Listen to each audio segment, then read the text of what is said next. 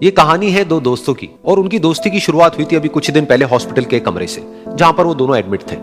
तो दोनों में से जो एक था उसको अभी कुछ दिन पहले एक पैरालिसिस का अटैक आया था, जिसकी वजह से गर्दन के नीचे की उसकी पूरी बॉडी पैरालाइज हो गई थी और वो अपनी एक उंगली तक नहीं हिला सकता था। और पूरे दिन जो भी नर्स उसके पास में आती वो उसको एक ही बात कहता कि मुझे कोई ऐसा इंजेक्शन दे दो जिससे कि मैं मर जाऊं, अब मैं और जीना नहीं चाहता, ऐसी जिंदगी का मैं क्या करूंगा। तो उसका जो दोस्त था उस कमरे में, क्योंकि वो चल फिर सकता था, तो रोज सुबह और रोज शाम को उस कमरे में एक खिड़की थी, उसके पास में जाकर के खड़ा हो जाता और अपने दोस्त को बताता कि उस खिड़की के बाहर क्या चल रहा है। बिल्कुल नीला आसमान है, सफेद बादल है, हल्की हल्की हवा चल रही है और कुछ पंछी उड़ रहे हैं। एक बहुत ही सुंदर बीच है जहां पर कुछ बच्चे मिट्टी के घरौंदे बना रहे हैं।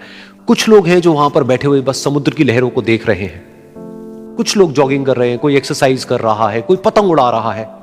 वहां पर एक आइसक्रीम की स्टॉल है जहां पर कुछ लोग आकर के आइसक्रीम खा रहे हैं। और सनसेट के टाइम पे जो पानी है वो पूरा गोल्डन हो जाता है और चमकने लगता है। तो शुरू में तो जब उसने वो सब बताना शुरू किया तो उसके दोस्त के ऊपर ज्यादा असर नहीं हुआ, लेकिन धीरे धीरे उसके अंदर जीने की चाह जागने लगी। अब वो सुबह का इंतजार करने लगा कि जल्दी से सुबह हो और मेरा दोस्त मुझे बताए कि आज यहां पर क्या हो रहा है। कुछ दिन तक ऐसे ही चलता रहा। फिर एक दिन जब वो सुबह उठा तो उसने देखा कि सामने वाला बेड खाली है।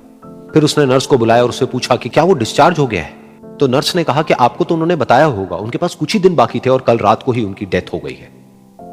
यह सुन करके उसके अंदर की उम्मीद पूरी तरह से टूट गई, क्योंकि सिर्फ उसका दोस्त ही था जिसने उसको बाहर की दुनिया से जोड़ा हुआ था, जिसकी वजह से वो जान पाता था कि बाहर क्या हो रहा है और ये दुनिया कितनी खूबसूरत है। तो कुछ दिन तक तो वो रोता रहा और उसने जीने की चाह छोड़ दी।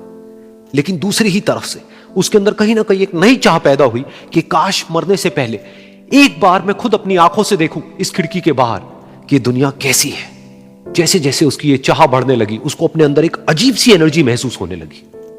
और फिर एक दिन उसने अपनी पूरी ताकत लगा दी और किसी तरीके से वो बेड से नीचे गिरा और पकड़ पकड़ करके किसी तरह से उस खिड़की तक पहुंचा।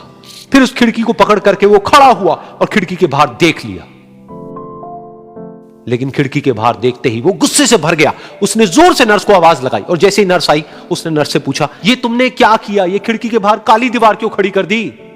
तो नर्स को समझ नहीं आया वो क्या बोल रहा है और वो बोली कि मुझे 5 साल हो गए हैं यहां पर, जब से मैं आई हूं तब से तो ये काली दीवार यहां पर है।